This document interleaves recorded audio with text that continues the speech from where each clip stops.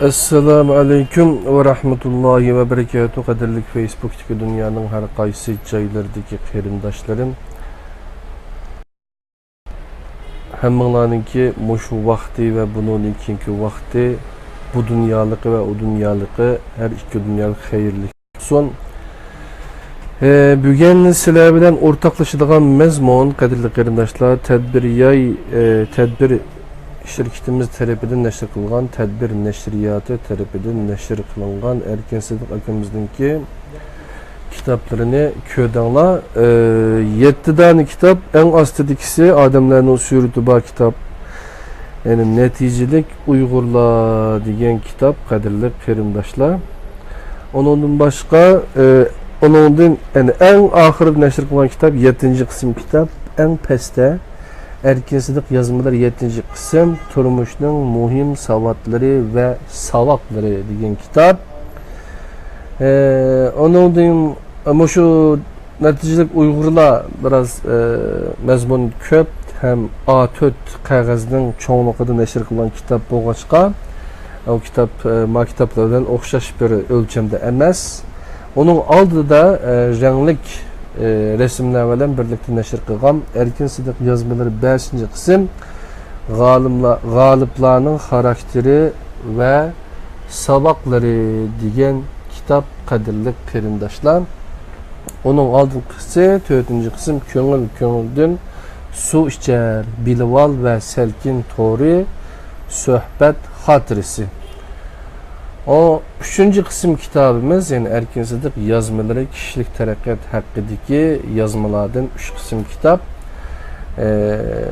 2. 3. kısımda yazılgan miye qarasanlar bu 1. kısım kitabı qadirli qarindoshlar kişilik teraqqiyat hakkındaki yazmalar muvaffaqiyatning yeni tanımisi talant tirishchanlik fursat bo'lganda andakin muvaffaqiyat buludu degan mazmunda. Onun ki neşr kılınımız kişi teraqqiyat hakkındaki yazmalar 2. kısım. Bunun da tirishchanlik talant ve fursatdan muvaffaqiyat kazanış için albilen bir SWOT analizi elip berish kerak. Yani fursat nime, ortiqchilik nime, tehdit nime, acizligimiz nime. Bularni SWOT analizi elip berip yani stratejiyani yaxshi tuzmasak bo'lmaydi deganni o'g'itidi qadrli qarindoshlar.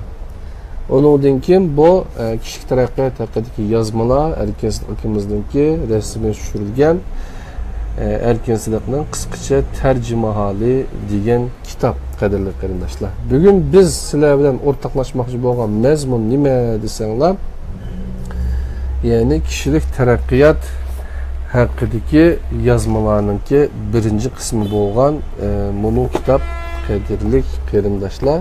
Bunu kitaptan sizlar bilan birlikte muvaffaqiyatning tanımisi degan kitaptan iş önemi yuqori kishilarning 7 odati degan mazmunni o'rtoqlashib o'timiz jenim do'stlarim.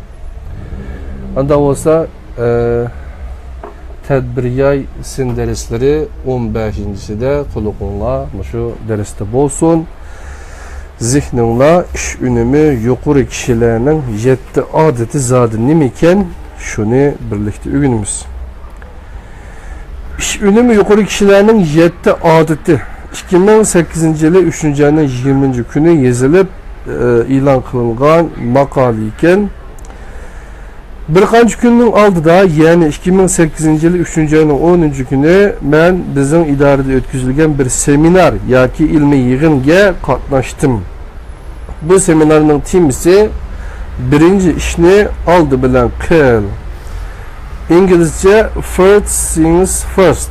First things first. Bu biz İngiliz o'rgangan vaqtida New Concept English degan kitapning birincisi shuti ismi First things first. Hem işinin aldıda qilishga tegishli ish degan gap.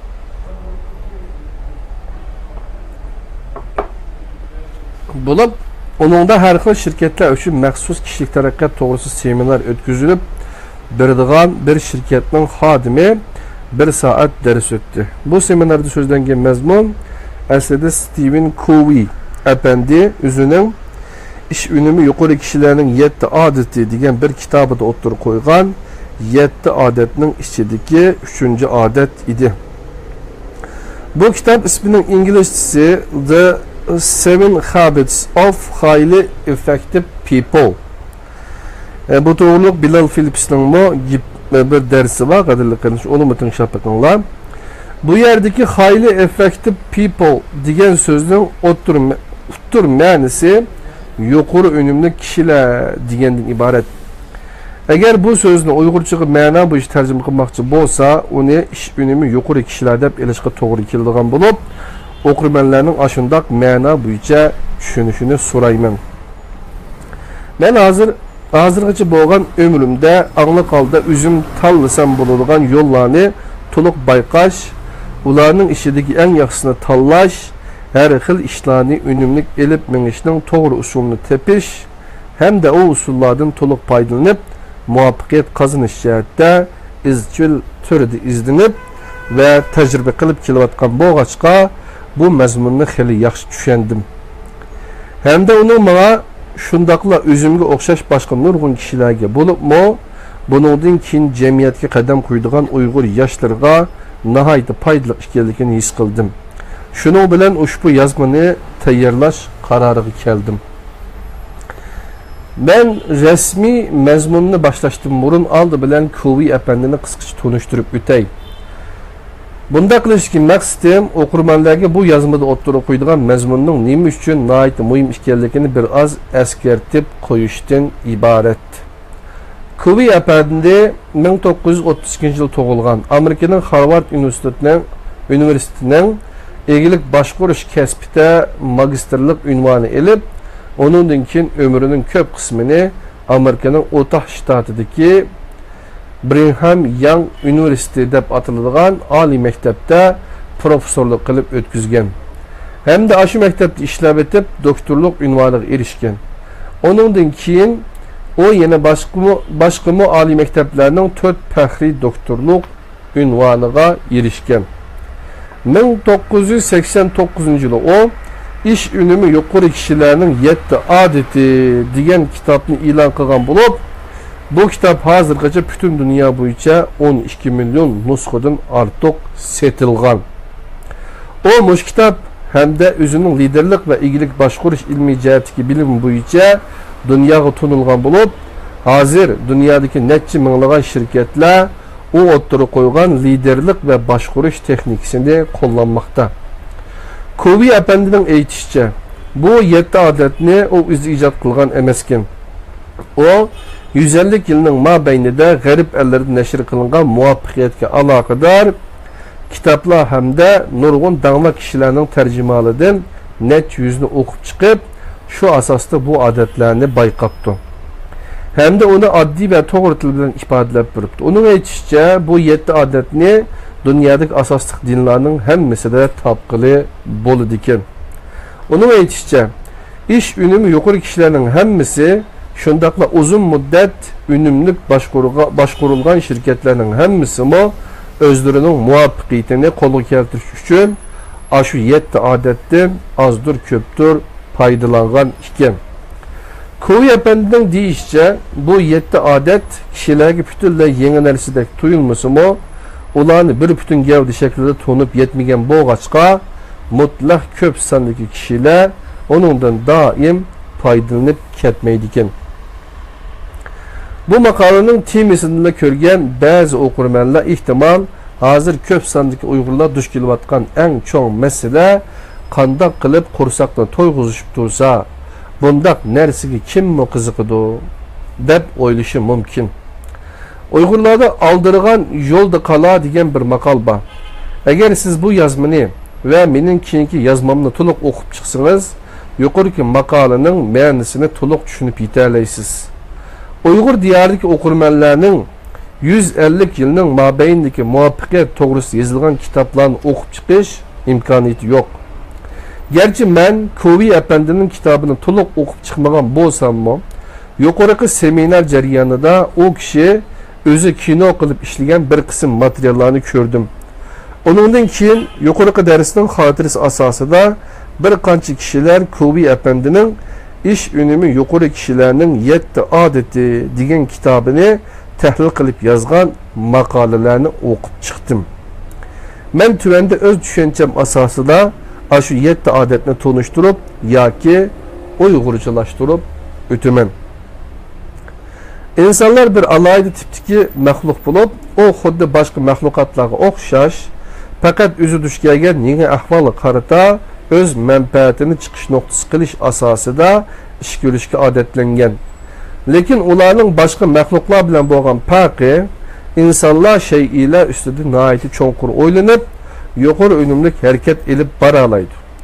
Agar siz tirishib, shu 7 odatni o'zingizga so'ndirib olsangiz, faqat passiv holda o'zingiz duch kelgan ahvollarga taqobil turib, yashaydigan holatdan qutulib, buningdan kim bo'ladigan ishlarni oldin mo'ljarlab, shunga asosan aktiv ish ko'radigan holatda yashay olasiz. Shu orqali o'z taqdiringizni o'zingiz belgilay olasiz hamda boshqalarga butun Uyg'ur jamiyatining gullanishiga foydali bo'lgan ijobiy ta'sirni ko'rsata olasiz. Endi heliqi 7 odatni tonishtirishni boshlayman. Qadrli qarindoshlarım, tadbiriyat sizin dersleri 15. dersimizde iş ünümü yuqori kishilarning 7 odati degan darsni birlikte, usulni birlikte o'rganib o'tamiz. Diqqatinglar tadbiriyat sizin derslarda bo'lsin.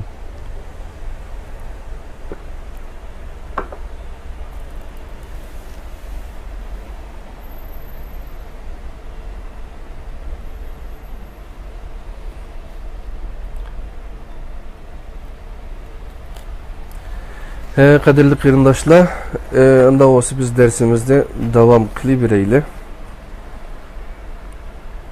birinchi tashabbuskor bo'lish. Buni o'z-o'ziga mas'uliyatchan, izlanishchan va ijodkor bo'lish deb elishqimi bo'ladi. Bir odamning harakati shu odamning qarorining funksiyasi bo'ladi. Masalan, men agar ayat topshiradigan bir maktab topshiriqini yoki bir xizmat vazifasini burun ishlamay bugün kechda ishlamoqchi bo'lsam, men cho'qim o'zim xafa bo'lib, boshqalarga oson tirkak bo'lib qolishim mumkin. Sababi men bugün kechda bo'la olmayman. Agar men o'zimga mas'ul bo'lib, u vazifani bugundan burun bitirib etgan bo'lsam, bugün kechda nihoyat xushal bo'lgan bo'lardim. O'qirmanlar mas'uliyatchanlik degan so'zni ko'p anglagan. Bu söz aslida bir kishining ma'lum bir shayga bo'lgan o'z inkosini o'zi tanlash iqtidoriga qaratilgan. Mas'uliyatchanlik nuqtasini aytganda kishilarni bunda ikki turga ayirish mumkin. Birinchi xildagi kishilar yuqorida tilg'ilingan o'z-o'ziga mas'ul bo'ladigan ishni o'zligidan qiladigan kishilar. Ikkinchi xildagi kishilar bo'lsa faqat boshqa odam yoki tashqi dunyoning talbiga qarata inkos qaytarish tariqasida ish ko'radigan kishilar bo'lib, ularni reaksiyali kishilar deb atashgan bo'ladi. Birinchi xildagi kishilar inglizchada proactive people, ikkinchi xildagisi reactive people deb atilgan bo'lib, men topalgan internetdagi inglizcha uyg'urcha lug'atlarda bu so'zlarning bu yerdagi ma'nosi bildiradigan uyg'urchasi yo'q ekan. Shuning bilan bu so'zlarni men yuqoriqadek tushuntirishga majbur bo'ldim. İkinci xildagi kishilar havorayi va o'zlarining ijtimoiy muhitining ta'siriga uchrab turdi. Ular havorayi yaxshi kunlarda bir xil, havorayi nachar kunlarda bir xil bo'ladi. Bunda kishilar atrofidagi kishilarning ta'siriga bek oson uchraydi. Bu kishilarning harakatini ularning hissiyoti kontrol qilib turdi. Birinchi xildagi kishilar bo'lsa, qimmatga alohida ko'ngil bildigan hamda qilmoqchi bo'lgan ishlarni onun qimmatiga qarab turib o'zligidan astoydillik bilan tanlagan bo'ladi. Ularning harakatni qilmoqchi bo'lgan ishning qimmati belgilaydi. O'z-o'ziga mas'ul bo'lishning eng muhim tarafining birisi qilmoqchi bo'lgan ishiga qattiq iroda bog'lash hamda bu irodasini boshdan oxirigacha saqlash. Buni xizmat o'rniga tatbiqlasak, bu deganimiz topshirilgan vazifani belgilangan vaqt ichida urulash deganlikdan iboratdir. Agar siz xizmat vazifasini davomli belgilangan vaqt ichida urulab mangsangiz, siz xizmatdoshlaringizga qattiq mas'uliyatchan kishi bo'lib to'nilasiz. Shuning bilan sizga texmi ko'p yoki texmi yuqori xizmat vazifasi beriladi. Kovi apandi o'ttirib qo'ygan bu birinchi odat hozir Amerika boshqarish psixikasiga intayin cho'nqir singib kirgan bo'lib, bu yerdagi ijodkorlik o'z-o'ziga haydakchilik qilish yoki izlanishchanlik odati keng ma'nodan qaraganda kuchimiz bilan zihnimizni bir ishning uzun muddatlik taraqqiyotiga va qilgan ishimizning uzun muddatlik natijasiga markazlashtirish deganni ifodalaydi. İzlenishchan kishilar hargizmo hozirgi ahvolni o'zgartirish mumkin emas deb qarab o'ltirmaydi. Ular har qanday ishni qilishga biror amal tepiladi deb qaraydi hamda to'xtamay o'zligidan izlanadi. Bunda kishilar o'zlari chiqargan qaror, boshqa kishilar, boshqa ishlar va boshqa ahvollarga qo'llangan o'z inkosi orqali kelgusiga ta'sir ko'rsatadi. Shu narsa esimizda bo'lsinki, biz o'z hayotimizda qanday ahvollarga yo'liqdiganligimizni o'zimiz kontrol qila olmagan bilan o yo'liqqan ahvollarga qanday inkas qaytarishni o'zimiz kontrol qila olamiz.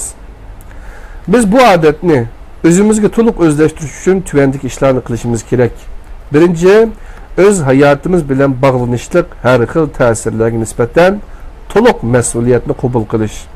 Ikkinchi, xatolik o'tkazganda uni e'tirof qiladigan jur'at bo'lish. Uchinchi, bir ahvolda o'z yo'limizni o'zimiz tanlaydigan erkinlik bo'lish. Har bir ahvolda o'z yo'limizni o'zimiz tanlaydigan erkinlik bo'lish. Qolgan 6 odat bizdan oldi bilan boshqalarga yo'linib olmay, o'zimiz izlanishdan iborat bu asosiy xarakterni yitirdirishimizni hamda shu asosda isil xislatga ega bir mukammal kishi bo'lib chiqishimizni talab qiladi.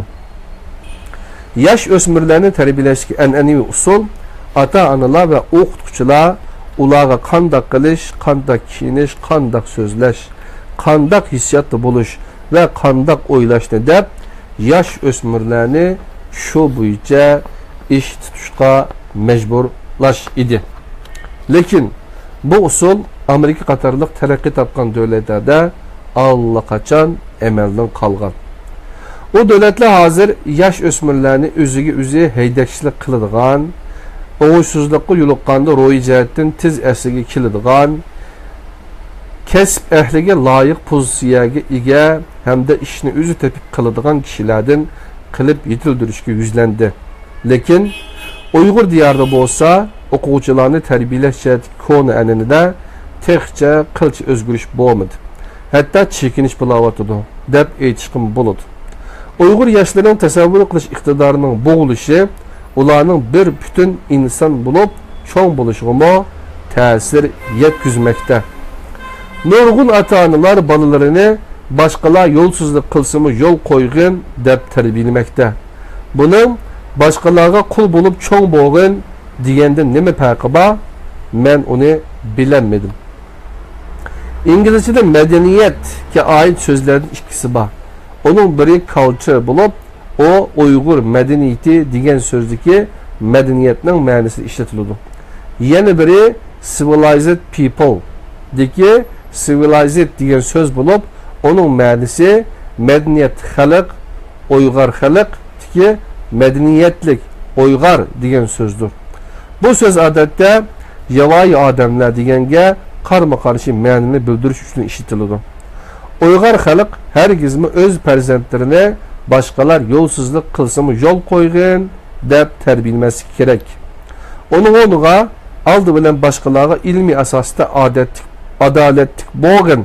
Agar boshqalar sana yovvoyi odamlar Uyg'ur odamlarga muomala qilgandek muomala qilsa, o chaqda o'zingni tat ham ularning qilmishi ustida obdan o'ylan deb tarbiyalash kerak. İkinci, öz ko'nglida ishni onun oxirasidan boshlash. Tadbiriyat derslari 15. dersimizde ish unumi yuqori kishilarning 7 odatining ikkinchi odatini birlikda o'rganamiz. Birinchi odati tashabbuskor bo'lish. İkinci adet öz ko'nglida ishni onun ahiresinden başlaş. Bu cümlenin ma'nosi siz bir projektni başlaştın burun, türünü, planını başlaştın burun. Aldı bilen o projekt tamamlangandaki ahvalni öz ko'nglingizda tasavvur qilib beqing deganlikdir. Kobi efendinin qarashicha hem bir projekt her bir projekt ikki qatim barpo qilingan bo'ladi. Bir qatim ma'naviy jihatdan, yana bir qatim bo'lsa moddiy jihatdan. Ma'naviy jihatdan deganimiz siz oldi bilan shu projekt to'g'risida bir ideya o'ylab chiqsiz hamda u projektning qanday ishlaydiganligini faraz qilasiz. Anda siz uni moddiy jihatdan ishlab bitirib o'zingiz o'ylagan narsani yasab chiqsiz. Odatda kishilar bir projektni o'z ko'nglida boshlab yasab chiqmoqchi bo'lgan narsa to'g'risida bir mukammal loyihaga erishgandan keyin andin uni moddiy jihatdan yasashni boshlaydi. Men bunga bir misol ko'rsatay. Men har qatim mushundaq yozmadan birini tayyorlaganda oldi bilan uni qanday boshlashni, uning qaysi mazmunlarni o'z ichiga oldiganligini. Qadrli qarindoshlar, İstanbulda Şam namazıga azan çıktı, qadrli dostlarım. Biz ikinci adette başladık. Qolgan adetlerini ügünüp bo'lgandan keyin biz namazımızı o'qivalimiz, jinim do'stlar.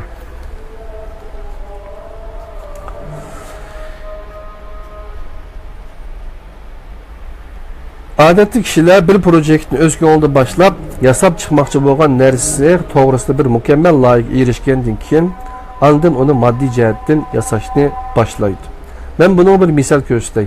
Men har qatim shunday yozmadan birini tayyorlaganda oldi bilan uni qanday boshlashni, uning qaysi mazmunlarni o'z ichiga oldiganligini, o mazmunlarning qancha qismi bo'linganligini hamda uning qanday oxirlashadiganligini tafsili o'ylayman. Andın kompüterning oldida o'tirib uni yozishga boshlayman. Mening bunday bir yozmani bir o'ltirib bitirib etadigan vaqtim bo'lmag'achqa, uni necha hafta, ba'zida hatto 1-2 oyda ara yozib bo'laman. Lekin u maqolaning qurilmasini kallamda tafsil o'ylab qo'ygan bo'lg'achqa, uni parcha-parat vaqtlarda yozsammo, uning bog'lanishiga va bir butunligiga kapolatlik qila olmayman. Nurg'un kishilar planlagan yoki nishon qilgan bir ishni muvaffaqiyatli tamomlab bo'lsa-mu, eng oxirida o'ylab qilgan ishiga haqiqiy turda rozi bo'lmaganligini his qiladi. Buning sababi ular oldi bilan ko'nglida ishni oxirisidan boshlamagan. Ba'zilar hatto qilmoqchi bo'lgan ishni qaysi darajaga apasa, o ish tamomlangan bo'lganligini oldin o'ylab qo'ymagan. Ba'zida ishning oxiri deganimiz hayotimizning maqsadini ko'rsatadi. Agar siz öz hayatınızın məqsədini aldın ala iniq tanlamasanız, o çağda siz hayatınızda özünüz to'liq razı bo'ladigan bir yo'linishga boshlab mang'almaysiz. Bu odatni yetildirish uchun siz cho'qim o'zingizga bir g'oya tiklashingiz, o g'oyani tiklashdagi maqsadga ro'shan aniqlama berishingiz hamda sizning yuqori g'oyaga yetishga qarab baholig'ili bo'ladigan tariqada olg'a ilgaritilgan kichik nishonlarni tiklashingiz kerak. Nurg'un kishilar g'oya bilan nishonning farqini ancha farqlantirolmaydi. Lekin bu ikki hukm bir-biri bilan o'xshamaydigan bo'lib, yuqorqi bir jumlada bu ikkisining munosabati bir oz tushuntirilgan. Bir odam o'z hayotini ma'ni o'tkazish uchun cho'qim amaliyotga uyg'un keladigan nishon tiklab minishni o'ziga odat qilib olish kerak. Bu masala nihoyat muhim bo'lg'achqa, men bu yil ichida bu tema to'g'risida bir maxsus yozma tayyorlashni o'ylayapman. Siz faqat o'zingiz uchun bir g'oya tiklagandan keyinla keyingi qismida tasvirlangan 3-odatdan foydalanib, o'z tirishchanligingizni ko'nglingizdagi orzuga yetishga qarab to'g'rilay olasiz. 3-odat muhim ishni oldida qilish. Muhim ishni oldida qilishingiz uchun siz oldi bilan tashabbuskor bo'lishingiz, ya'ni birinchi odatda tushuntirilgan birinchi xildagi odam bo'lishingiz. Andın o'zingiz boshlamoqchi bo'lgan projektni ma'naviy jihatdan barpo qilib chiqishingiz kerak. Muhim ishni oldida boshlashning bir usuli qilmoqchi bo'lgan ishlaringiz to'g'risida mundaq bir 4 kvadratlik matritsani tuzib chiqish. Birinchi kvadrat muhim va jiddiy ishlar. Ikkinchi kvadrat muhim ammo jiddiy emas ishlar. Uchinchi kvadrat muhim emas, lekin jiddiy ishlar. 4. kvadrat muhim emas hamda jiddiy emas ishlar. Xizmat va turmushda siz qilishga tegishli ishlar nihoyat ko'p bo'ladi. Siz o'xshash bir vaqtda qilib bitirmasi bo'lmaydigan ishlarning bir qanchasi bo'ladi. Yuqorqi matrisadan foydalanib siz qaysi ishni oldida boshlash kerakligi to'g'risida to'g'ri qaror chiqara olasiz. Nurg'un kishilar qilmoqchi bo'lgan ishlarining hammasini bir kvadratga kirgizib qo'ydi. Agar siz hamma ishlarni birinchi kvadratga kirgizib qo'ysangiz, siz cho'nqur besim his qilib, qattiq charchab ketasiz. Bunda kishilar yuqoridagi birinchi odat tushuntirilgan reaksiyalik kishilar bo'lib, tashabbuskor kishilar emas. Qilmoqchi bo'lgan ishlarining hammasini 3 yoki 4 kvadratga kirgizib qo'ydigan kishilar degandek mas'uliyatchan bo'lolmaydi. Odatda ham muhim emas, ham jiddiy emas ishlar ancha mavjud emas. Siz o'z vaqtingizning ko'p qismini sarf qilishga tegishligi 2 kvadratdir. Muhim ammo jiddiy emas ishlar. Bu kvadratga ko'p vaqt sarf qilgan kishilar bir proyektni barpo qilishdan burun uni vaqt chiqarib yaxshi tasavvur qiladi. Shunga 2 kvadrat har bir odam uchun vaqt sarf qilishga tegishli eng yaxshi kvadrat bo'lib, ishni nihoyat unumli qiladigan kishilar ash kvadratni hammadan ko'p ishlatadi. Kovi apandi mushu qismda o'tirib qo'ygan 3-odat. Muhim ishni oldida qilish. İngilizce put first things first degan temada bir maxsus kitob yozgan bo'lib, bu kitob hamda u o'tirib qo'ygan nazariya hozir Amerikadagi nurg'unlagan muvaffaqiyatli shirkatlarning vaqtni muvofiq boshqarishdagi qo'llanmasi bo'lib qolgan. Shunga men bu mazmun to'g'risida yana bir maxsus yozma tayyorlagan bo'lib, o'qirmanlar bu 3-odat to'g'risidagi texnik tafsili uchurni aşı yazmadan ko'rib olishni so'rayman. 4-odat ish unumi yuqori kishilarning 7 odatining 4-si har ikki taraf teng o'tishni ko'zlash. Bu odatni Kovi apandi inglizcha think win-win deb atagan bo'lib, o ko'ngildagi pozitsiyaga qaratilgan. O ziddiyatli ikki odam bir masalani hal qilishga duch kelganda ish unumi yuqori odam tutilgan bir pozitsiyaga qaratilgan. Yani ish unumi yuqori odam her daim ziddiyetlik her iki tarafga haqiqiy turda foyda elib keladigan chorani topishga tirishadi. Bundaq chora o'zligida mavjud bo'lmaydi. Uni birkim vujudga keltirish kerak. Ma'lum bir masala to'g'risida biz biror choraning borligini to'nib yetamsak, o hargiz ashundaq bir choraning mavjud emasligidan darak bermaydi. Her iki taraf teng utush ideyasi hargiz murassa qilishni ko'zda tutgan emas.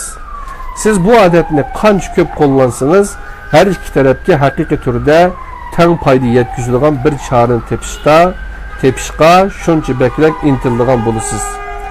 Shu orqali aslida hal qilish mumkin emasdek ko'ringan ishlarni o'ngishli hal qilib o'taysiz. Bu xil pozitsiyaning unum berishga sabab o hargiz qarshi tarafdan murassa qilishni talab qilmaydi. Onun aksicha o her bir tarafdan özünün oyluğunu bu meseleni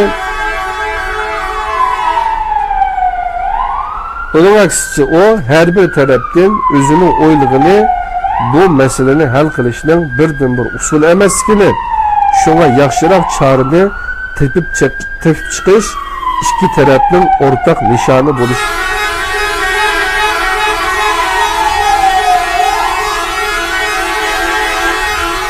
Allah Allah. Nima degan? Şuna yaxshiroq chorani tepib chiqish ikki tarafning o'rtaq nishoni bo'lishi kerakligini to'nib yetishga undaydi. Faqat o'zaro hamkorlashgandila hamda masalani hal qilishga haqiqiy turda iroda bog'lagandila har ikki taraf teng foyda ko'rdi. İş unumi yuqori kishilarning 7 odatining 5-odati oldi bilan boshqalarni tushunishni, andin başkalarının üzünü düşünüşünü oylaş. Bu odatda Kovi apandi İngilizce think first to understand, then to be understood deb alan bo'lib, o'zaro yaxshi ishdir. Nurg'un kishilar muzokara, yig'in va so'zlashish jarayonida davamlıq başqalarının özünü düşünüşünü tələb qılıdı. Hər iki tərəf qarşı tərəfinin özünü düşünüşünü tələb qılıb turub ağaçqa heç kimnin gipini anlamaydı. Kovi əpəndi bu xil əhvalını qaslarının münazirlişi deb atığam. Aldı bilən başqalarını düşünüş adeti sizdən başqalarının aldığı söz qılışqa yol qoyun deganini tələb qılmaydı. O sizdən qattiq tirişib başqalar nima demək ekanligini to'liq tushunishimizni talab qiladi. Odamlarning tabiiy xususiyati başqalarni xato tushunish. Shunga kishilar başqalar bilan so'zlashganda başqalarning nima demoqchi ekanligini tushunishda davomli xatolashadi. Başqalar degan gapga o'zining sezgirchisi va turmush tushunchasi asosida ma'no berdi. Hamda ko'pincha vaqtlarda ularga xato ma'no berdi. Shunlashqa, agar siz qarshi tarafning o'rnini mukammal tushunishga tayyor tursangiz, hamda so'zlashish muzokaraning birinchi qismida yetarli vaqt va kuch chiqarib, qarshi tarafni tushunishni o'z odatingizga aylantirib olsangiz, qarshi tarafma sizning qanday odam ekanligingizni his qilib, ikkinlar o'rtasidagi kayfiyat boshqacha yaxshilanadi. Qarshi tarafmo texmi ichilib, sizning gapingizga texmi qiziqadigan va texmi kiradigan bo'ladi. Shuning bilan muzokaradan boshqacha yaxshi natija chiqadi. Agar siz bir boshliq bo'lsangiz, boshqalarning so'zini anglash va uni to'liq tushunish siz eng ko'p ishlatadigan qurol bo'lib hisoblanadi. Sizga ishlaydigan kishilar sizning o'zlarining hal ahvoliga obdan yetishingizni hamda ularga hissdoshlik qilishingizni umid qiladi. Bu odat sizning boshqalar bilan sog'lom munosabat o'rnatishingizga yordam qiladi. İş önümü yuqori kishilarning 7 odatining 6 odati yaxshi hamkorlashish. Bu odatning inglizchasi synergize bo'lib, uning ma'nosi boshqalar bilan hamkorlashib, masala hal qilish deganga yaqin keladi. Buningga yaqin keladigan yana bir inglizcha so'z synergy bo'lib, uning ma'nosi butun gavda uning bo'laklarining yig'indisidan cho'ng bo'ladi degandan yoki boshqa qilib aytsak, bitgan narsa uning parchalaridan cho'ng bo'ladi degandan iborat. Yaxshi hamkorlashish degan odat sizdan boshqalar bilan o'rtaq boshqa turib, hammalarning ijodkorligini ish qilib, bir masala ustida sizning foyda ko'radigan, boshqalarmo foyda ko'radigan to'g'ri chorani tepib chiqishni talab qiladi. Hamkorlik orqali erishgan chora tepish deganlik ikki taraf o'z oldiga o'tirib qo'ygan choradan yaxshiroq chorani tepish demakdir. Shunlashqa bu odatni to'liq unumga erishtirish uchun cho'qim oldi bilan 4 va 5 odatlardan yaxshi foydalanish kerak. Ya'ni har ikki taraf teng tutishni ko'zlash, oldi bilan boshqalarni tushunishni, andin boshqalarning o'zini tushunishni o'ylash degan 4 va 5 odatni demakchi. Ya'ni oldi bilan har taraf o'xshash foyda ko'radigan bir chorani topqili bo'ladi degan idiga to'liq ishonish kerak. Ondan yetarli vaqt va kuch sarf qilib, yana bir tarafni to'liq tushunish kerak. Eng oxirida hammadan birlikda kalla ishlatib, bir o'rtaq chora tepib chiqish kerak. Mana bu o'zaro tushunish va o'zaro hurmat qilish asosida erishgan bir tabiiy chora bo'lib hisoblanadi.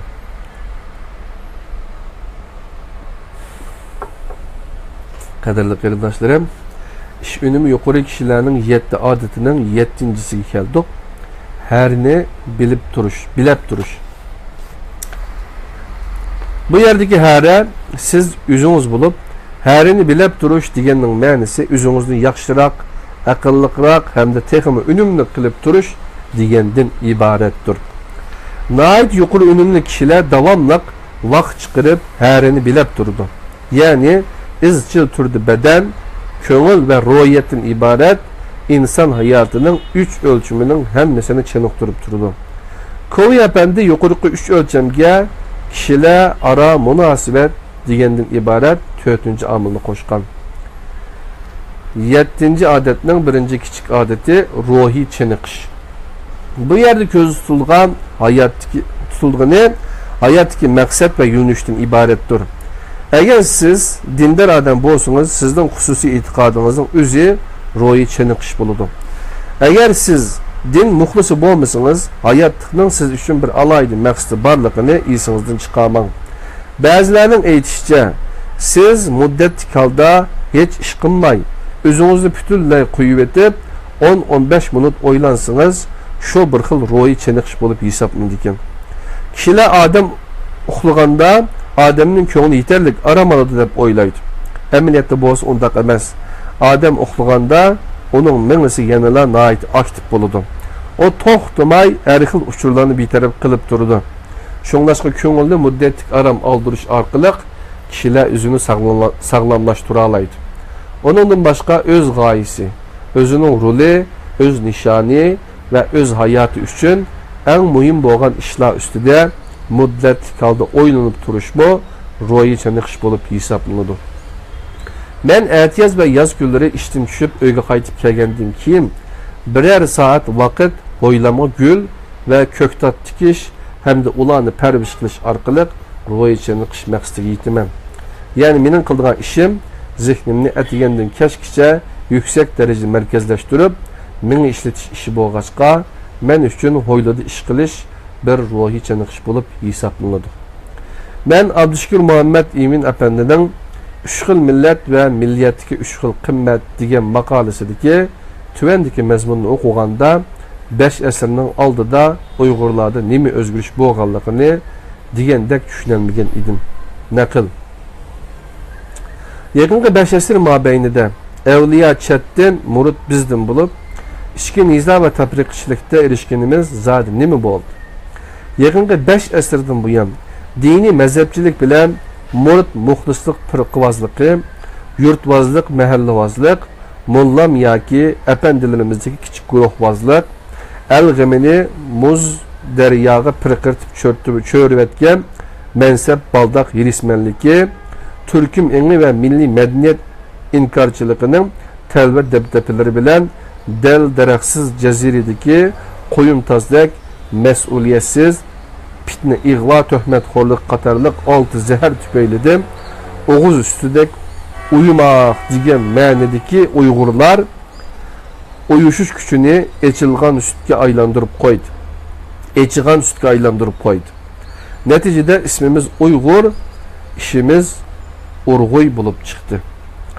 Yaqinda Yusufjon Yasin apandining Uyg'ur milliy ro'yining asoslari degan maqolasida tuvandagi mazmunlarni o'qidim. Naql. İnsaniyetning bugungacha bo'lgan tarixidan shuni his qilish bo'ldiki, har qanday bir millatning taraqqiy qilishi yoki chekinishi, nam shuhrat qozonishi yoki unutulishi umuman shu millatning milliy ro'yiga munosabatli bo'lib keldi.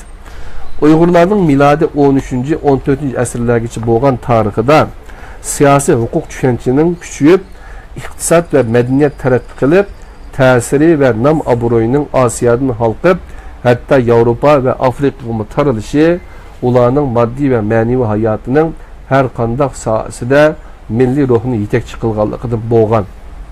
Ondan keyingi chekinish ve başqalar tarafidan unutilishga yuzinishida nurg'un sabablar bo'lsa-mu, lekin buning asosiy sababini ba'zi kishilar jari selayotganidek qandaqdir ipak yo'lining uzilib, dengiz yo'lining echilishiga bog'lab qo'yishga bo'lmaydi. Bunun asosiy sababini mushu mezgillarning oldi keyindagi davrlardan boshlab Uyg'urlarning tarixida milliy ruhning davomli taraqqiy qilishiga to'sqin bo'ladigan omillarning ko'rilishga va kuchayishga boshlaganligidan izlashga bo'ladi.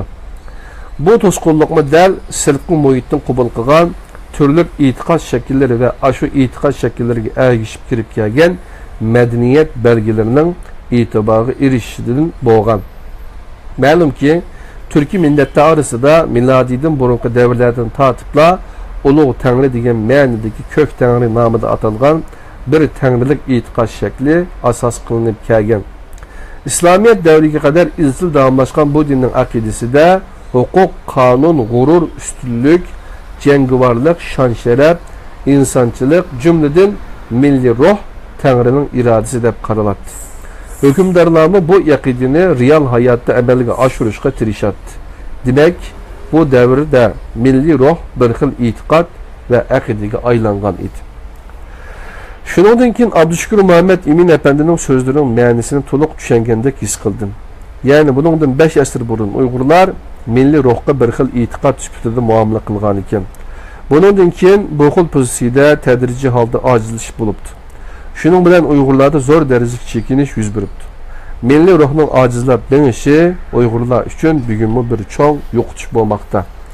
Yaponliklar hozirmi milli ruhga bir e'tiqod sifatida muomala qiladi. Yahudilarning dini ularning milliy ruhini saqlab qolishida intayin muhim rol o'ynadi va o'ynayotdi. Ularning milliy ruhi bo'lsa, vatansiz o'tgan oldingi 2000 yil jarayonida ularning yanada bir millat sifatida saqlanib qolishida mutlaq rol o'ynadi. Men to'rdashlarning yuqorqi ikki parcha maqolani bir o'qib chiqishini, shu orqali milliy ruhning bir e'tiqod bo'la oladiganligini to'liq tushunib yetishni umid qilaman. Bu maqolalarni tuvandagi torbet adresini topqilib bo'ladi. marifat.com/academy. Yani 7. adet bo'lgan harini bilib turishning birinchisi bo'lgan ruhiy chiniqishning, ikkinchisi bo'lgan jismoniy chiniqishga keldik. Ko'proq oksigen talab qiladigan jismoniy chiniqish salomatlik, quvvat va sog'lom hissiyat uchun kam bo'lsa bo'lmaydigan narsa.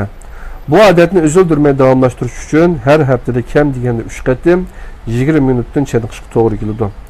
Agar sizning hozir bunday odatingiz bo'lmasa, yuqoridagi chiniqish odatini boshlab, taxminan 6 hafta o'tgandan keyin siz jiq sog'lom bo'lib qolganligingizni his qilasiz.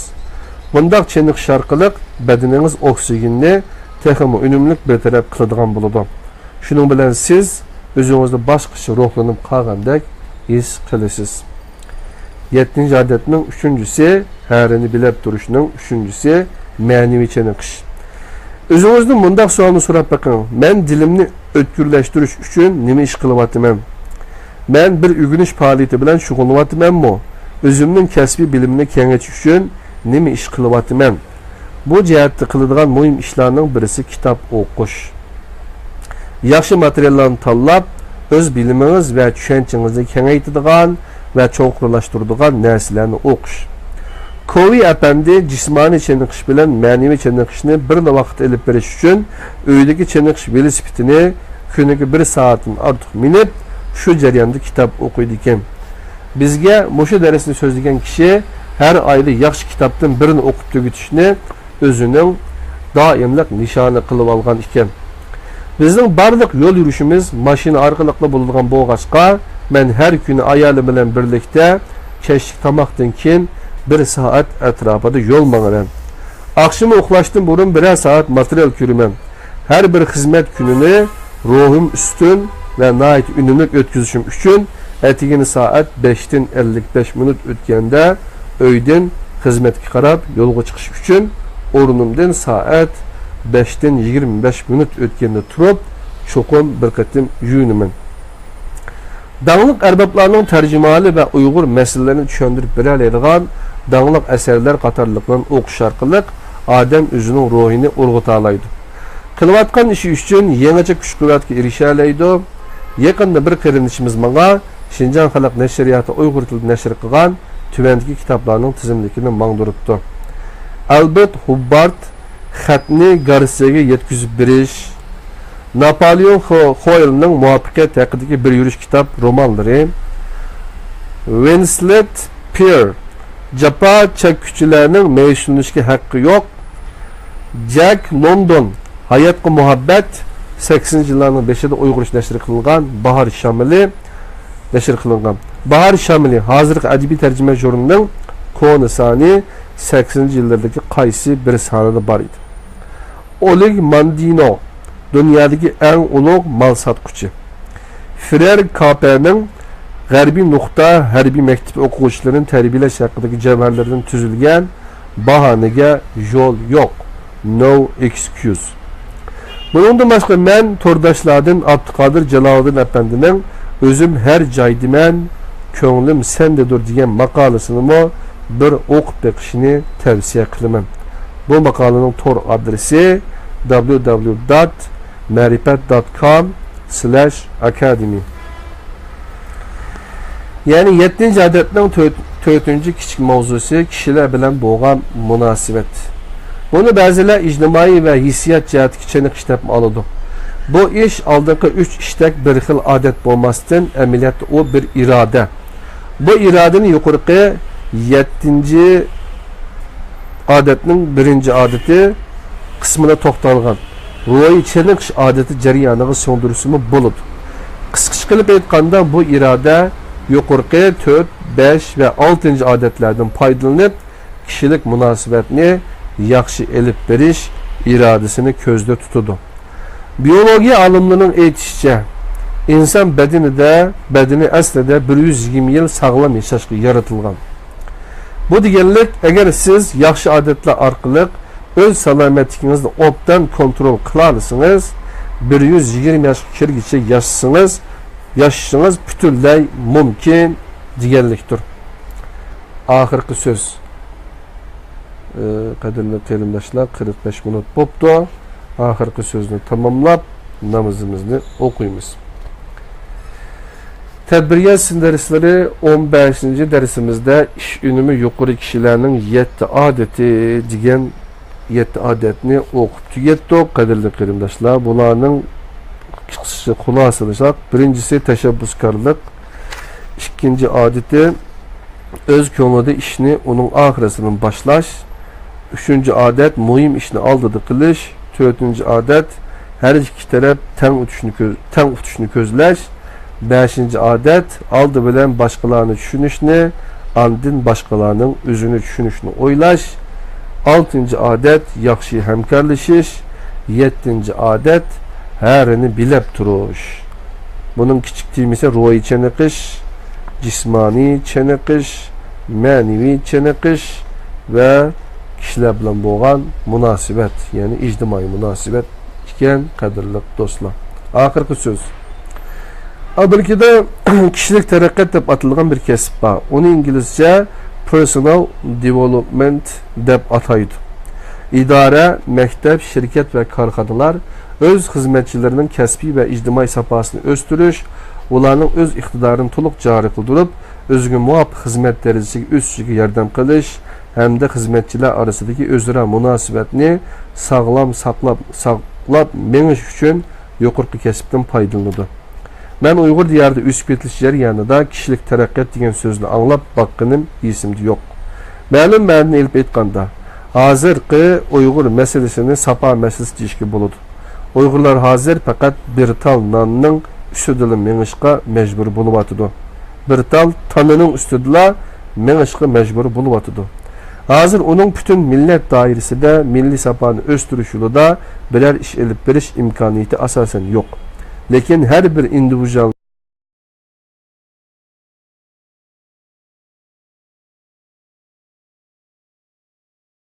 ma'nini aytganda, hozirgi Uyg'ur meselesini sapa meselesi deyishga bo'ladi. Uyg'urlar hozir faqat bir tal tanining ustida mengishga majbur bo'lyapti. Hozir uning butun millat doirasida milliy sapani o'stirish yo'lida biror ish elib berish imkoniyati asosan yo'q. Lekin her bir individualning her cihetteki sapasını östürüp şu arkalık yükseklik yetiş imkaniyeti helimi mevcut. Biz bu dünyada fakat bir qatimli yaşaymiz. Hem de bizden bu dünyadaki hayatımız intayın kıska. Her bir adamın hayatının nurgun oxşamagan nuskuları buludu. O oxşamagan nuskularının işideki qaysıga erişiş şu adamın kişilik hayatga bo'lgan köz qarışı ve onunla qarı tutkan pozisiyasi, öz üzünü qanchalik mükemmel düşünüşü, qaysi yolunu tanlaşı ve şu yolda qanchalik ter aqquzishiga bog'liq. Shundaq bo'lg'achqa siz cho'qim o'zingizning hayot nusxalari ishidagi eng yaxshisiga erishishga tirishing. Unda qilmasangiz siz oxirlarni ish qilmagan bo'lasiz. Men sizga mushu jihatda bir oz yardım bo'lsin deb bu yozmamni tayyorladim.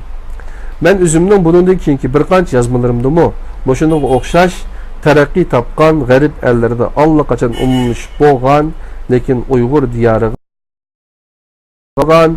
kişilik teraqqiyot to'g'risidagi ilmiy masalalar ustida to'xtalib o'taman.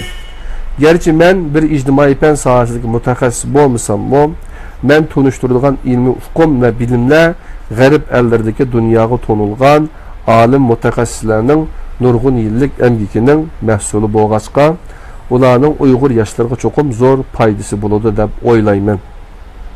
Shunlashqa Uyg'ur yoshlarining bo'lsa bularni to'liq hazm qilib olishini, kem degandimi ularni bir qatim o'qib beqishini umid qilaman.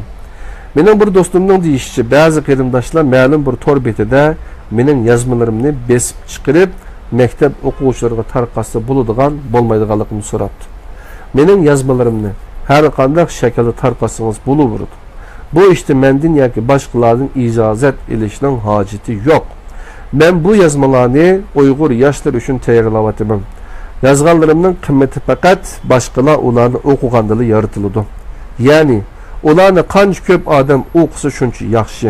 Shunga siz mayli tor betlarida bo'lsin yoki besib chiqarib bo'lsin, bu yozmalarni ko'proq kishilarning ko'rishiga imkoniyat yaratib bersangiz, o sizdan menga qilgan bir zo'r yardamingiz bo'ladi.